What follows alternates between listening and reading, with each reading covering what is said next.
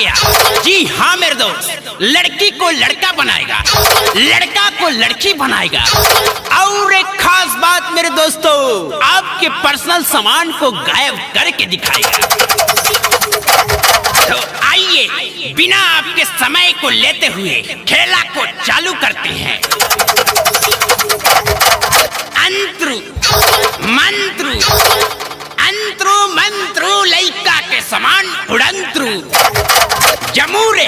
जी उस्ताद। अरे हुआ कि नहीं रे? मेरा तो है, लेकिन भाई साहब का पता नहीं।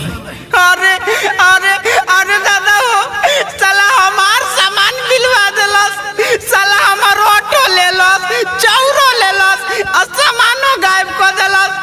ए देख लिया, चुपचाप से हमार सामान लिया दो, न तो हम बाबू के लगे अबे फोन लगाओ तनी। रुक जा तू।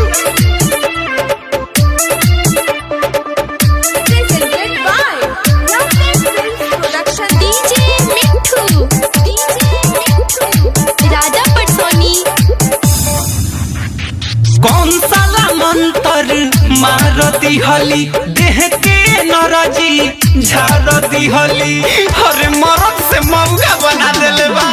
अरे कौन साला मंतर मारती हली, देह के नरजी झारती हली। गाँव भर होता हसाई, कैसे के घरे जाई, सोची के अवतारो आई। हेलो पप्पा, हमार बियाह कैंसिल कर दो, अब हम बियाह नहीं करब। बियाह न करबे? अरे काय बोले, खोल तो बताओ। अरे बाबू सुन कैंसिल कई दशा गाई, जादूगरवा सामान देले बट भिलवाई, जाने कौन मंत्र हम पे चलाई, जादूगरवा सामान देले बट भिलवाई। सामान बिलवा देले बा? अरे साला पहले तो ई बताओ तो बारी कामा। बाक मार दे, आयरन या पीपर के गाछ लगे सर्कस देखेला। अरे साला डर है अपना माई से बतिया। हेलो हाँ, अरे हमर लाल बात करे कोइला सुना।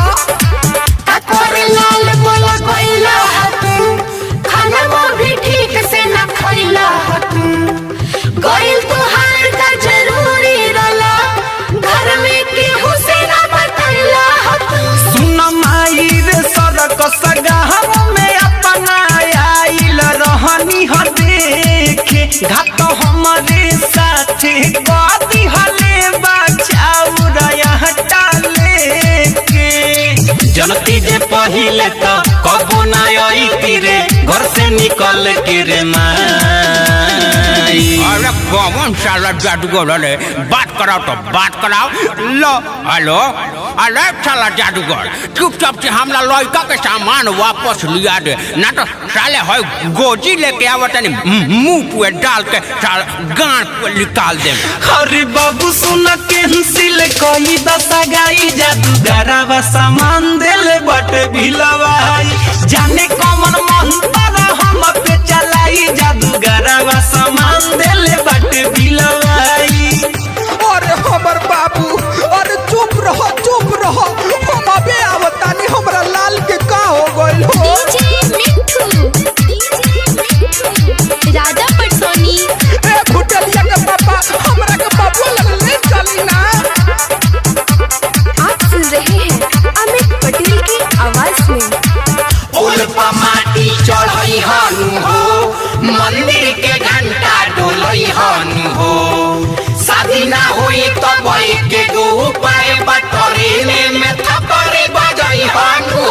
अब जाता नी हम तो हमारे सब कवनो मजाक उड़ावता, कवनो कहता माउग हमके, कवनो छकवा बनावता।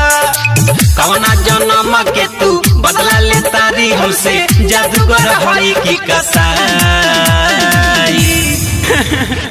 देख लिया जादूगर, जेंगा मरला हूँ कद ना तो ठीक ना होई।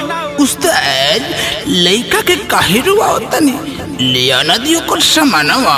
अरे साला चुप चुप, साले मारे लगिए सब गाँव वाला मिल के मंत्र घोर पर गइल बा। अरे बाबू सुन कैंसिल कोई दशा गाई जादूगरवा सामान दिल बाटे बिलवाई पापा सुन कैंसिल कोई दशा गाई जादूगरवा सामान दिल बाटे बिलवाई अरे जाए के बिना सामान के रहो